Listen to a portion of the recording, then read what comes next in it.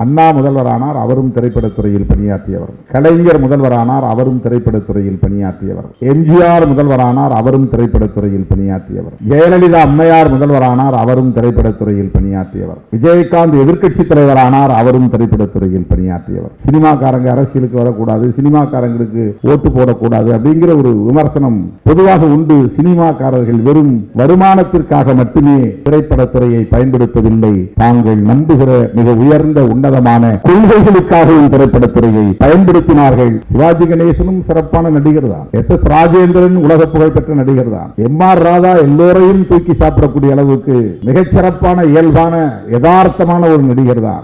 ஏன் எம்ஜிஆரை மக்கள் தூக்கி தோளில் தூக்கி தலையில் தூக்கி வைத்து கொண்டாடினார்கள் என்றால், அவர் மக்களின் மீது பாசம் காட்டுகிற, அன்பை காட்டுகிற, மனித நேயத்தை காட்டுகிற அணுகுமுறைகளை கொண்டிருந்தார். இரும்பன் திரைப்படம் வெற்றி பெற வேண்டும் என்று உங்களோடு சேர்ந்து நானும் வாழ்த்துவதில் மகிழ்ச்சி அடைகிறேன். இந்த படம் வெற்றி பெறும். ஹீரா அவர்கள் சொன்னதைப் போல இந்த படம் தேக்கமடைந்து விடக்கூடாது, பாதியிலே நின்றுவிடக்கூடாது, எப்படியாவது இது உருப்பெற்று திரைக்கு வர வேண்டும், தமிழ் மக்களுக்கு போய் சேர வேண்டும் என்பதில் எனக்கும் ஒரு ஆவல், ஒரு தேடல் இருந்தது. ஆகவே அவ்வப்போது கீரா அவர்களையும் தயாரிப்பாளர்களையும் நான் சந்தித்து பேசுகிற வாய்ப்பு கிடைத்தது. வேறொன்றும் நான் செய்துவிடவில்லை. அவர்களுக்கு இருந்த பொருளாதார நெருக்கடிக்கு எந்த வகையிலும் நான் உதவவில்லை. ஒரு மாரல் சப்போர்ட், இதை செய்யுங்கள் என்று ஊக்கப்படுத்துவதற்கான, இந்த தேக்கத்தை உடைத்து முன்னேறி செல்லுங்கள் என்று சொல்லுவதற்கான ஒரு வாய்ப்பு கிடைத்தது. அதைத்தான் கீரா இங்கே பேசும்போது, நன்றி சொல்லும்போது சுட்டிக்காட்டினார். திருமாவளவன் அவர்களுக்கும் ஒரு பங்கு உண்டு என்று. பொருளாதார ரீதியாக அல்ல, ஊக்கப்படுத்துகிற ஒரு வாய்ப்பாக அது அமைந்தது. அண்ணன் ராஜன் அவர்கள் இங்கே ஒரு நலிவடைந்த கலைஞர் குடும்பத்திற்கு அல்லது விநியோகஸ்தருக்கு 5000 ரூபாய் கொடையளித்தார்.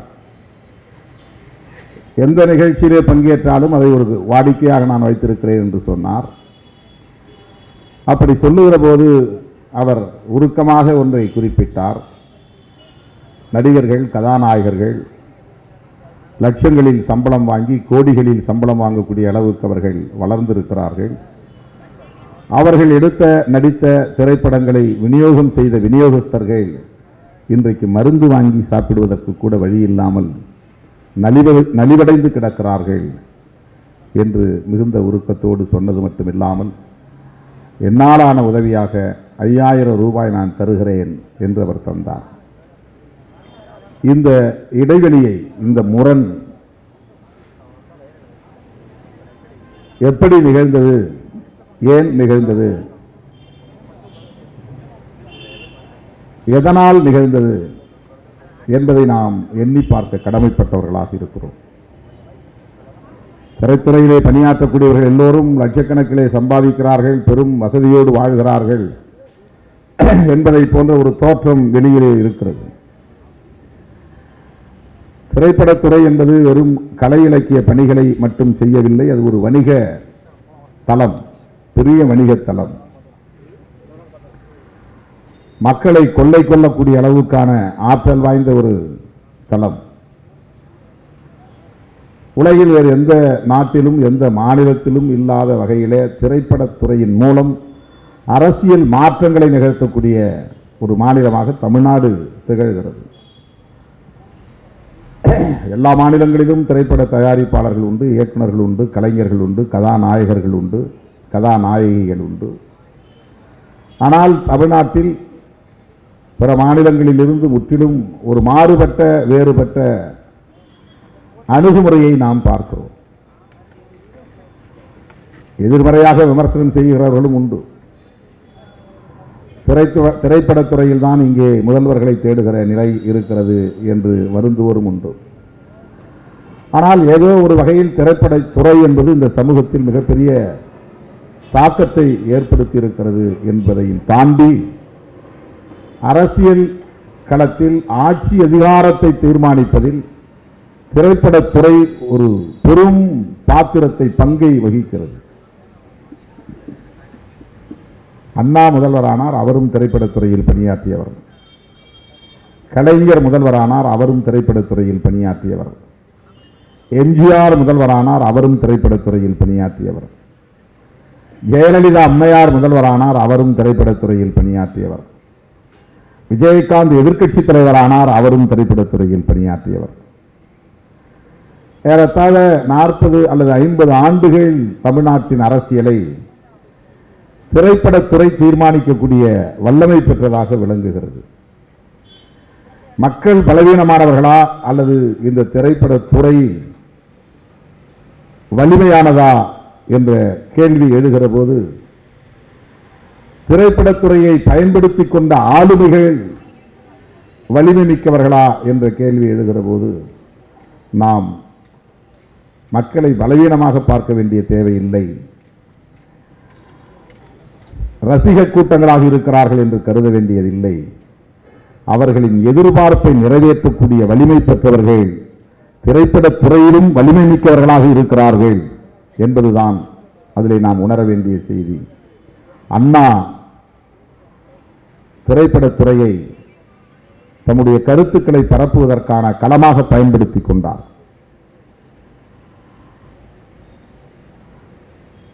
திராவிட இயக்க அரசியலை வெகு மக்களிடத்திலே கொண்டு போய் சேர்த்ததில் திரைப்படத்துறைக்கு பெரும் பங்கு உண்டு.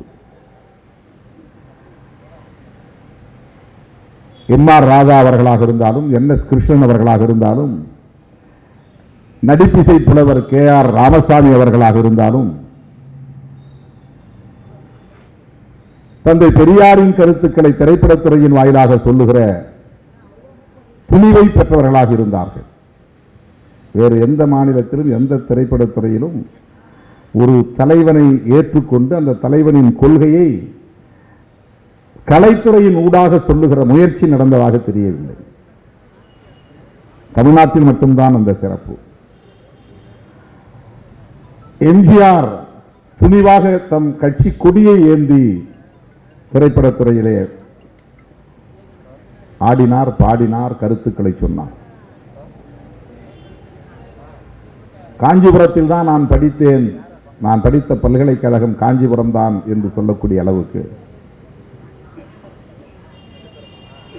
திரைப்படத்துறையின் ஊடாக தமது அரசியல் கோட்பாடுகளை, கொள்கைகளை சொல்லக்கூடிய துணிச்சல் தமிழ்நாட்டில் தோன்றிய தலைவர்களுக்கு இருந்தது என்பதுதான் இங்கே சிறப்பு.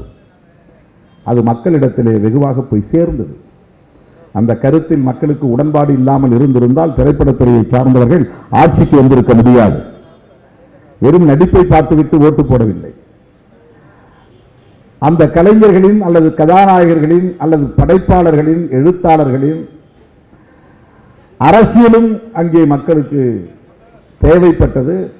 அதை மக்கள் ஏற்றுக்கொண்டார்கள், அதை அங்கீகரித்தார்கள்.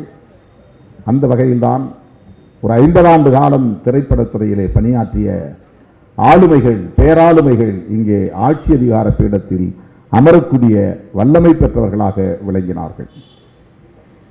வேறு எங்கேயும் இவர்களை விட சிறப்பான புகழ்பெற்ற கதாநாயகர்கள் பல உண்டு. பாலிவுட்டிலே, மும்பை திரைத்துறை வீதிகளில், அந்த களத்தில் எவ்வளவோ பெரிய உலக புகழ் பெற்ற கலைஞர்கள் உண்டு. ஆனால் அவர்கள் அரசியலில் எந்த அறிதலும் புரிதலும் கொண்டவர்களாக இல்லை, அல்லது அதை எடுத்துச் சொல்லுகிற துணிவை கொண்டவர்களாக இல்லை, அந்த தேவையை பெற்றவர்களாகவும் இல்லை. அண்ணா ஒரு தேர்தல் பிரச்சாரத்தின் போது எம்ஜிஆர் அவர்களை அழைக்கும் போது, நீங்கள் முகத்தை காட்டினால் போதும் 30 லட்சம் வாக்குகள் வந்து சேரும் என்று பேசியதாக சொல்வார்கள். எம்ஜிஆர் வெறும் அழகை காட்டி ஆட்சியை பிடிக்கவில்லை, அரசியல் பேசி ஆட்சியை பிடித்தார். பெரியாரின் அரசியலை பேசினார், அண்ணாவின் அரசியலை பேசினார். அதுதான் சமூக நீதி அரசியல். அதுதான் திராவிட அரசியல். தோழர்களே, அந்த தளத்திலும் கூட ஒரு குறிப்பிட்ட சமூகத்தினரின் ஆதிக்கம் கொடிகட்டி பறந்தது. ஒரு குறிப்பிட்ட கருத்தியலை கொண்டவர்கள் மேலாதிக்கம் செய்தார்கள்.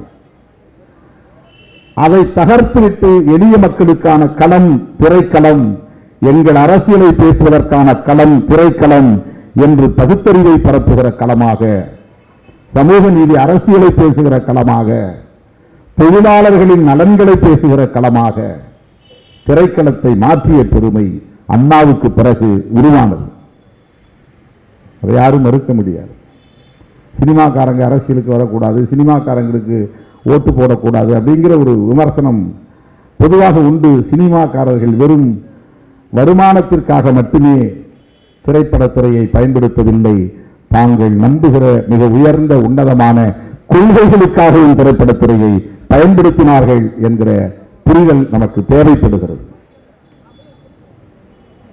இப்போது நாம் சமூக பிரச்சனைகளை பேசுகிற படங்கள் வருகின்றன என்று நாம் பெருமையோடு பேசுகிறோம். ஆனால் 40-50 ஆண்டுகளுக்கு முன்பே சமூக பிரச்சனைகள் திரைப்படத்துறைகளில் பேசப்பட்டிருக்கிறது.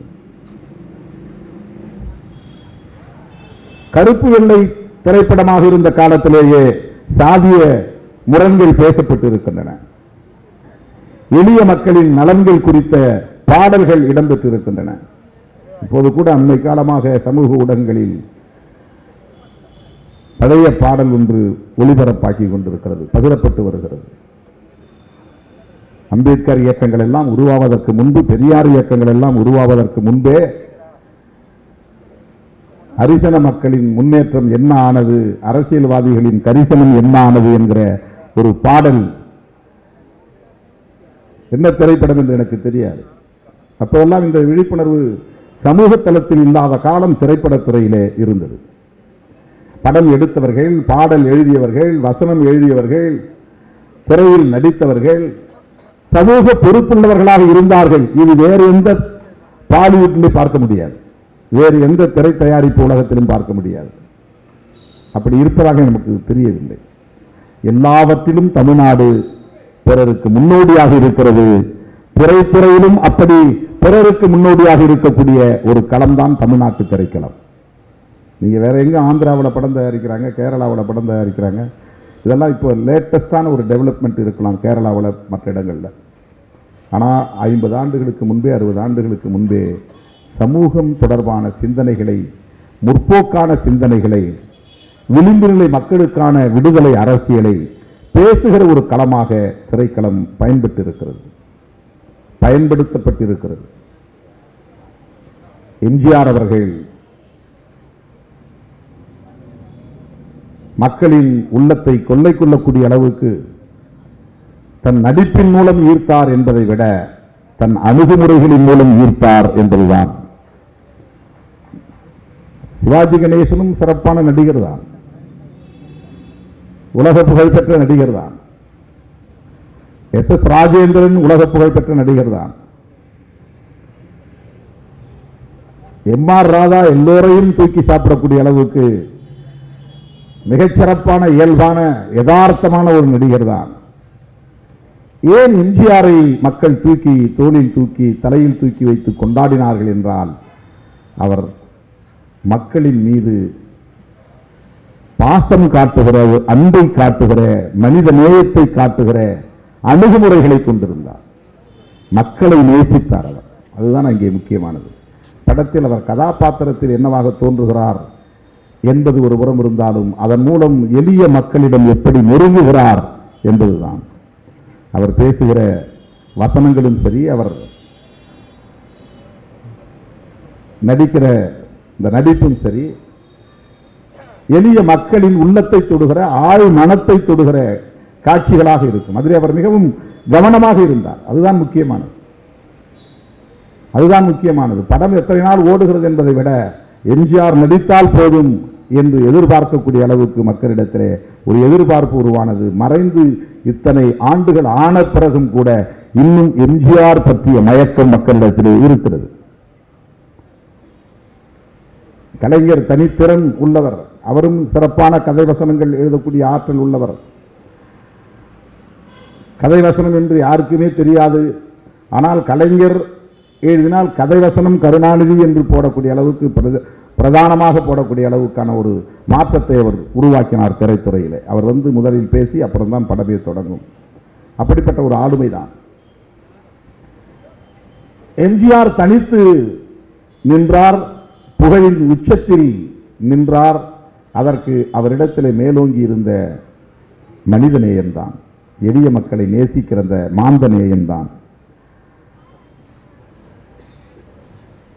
திரைப்படத்துறையை நாம் வெறும் வணிகத்திற்கான கருவியாக பார்க்காமல் சமூக மாற்றத்திற்கான ஆயுதமாகவும் பார்க்கலாம். இன்றைய இளைய தலைமுறையினர் அந்த கோணத்தில் இதை பயன்படுத்த வேண்டும்.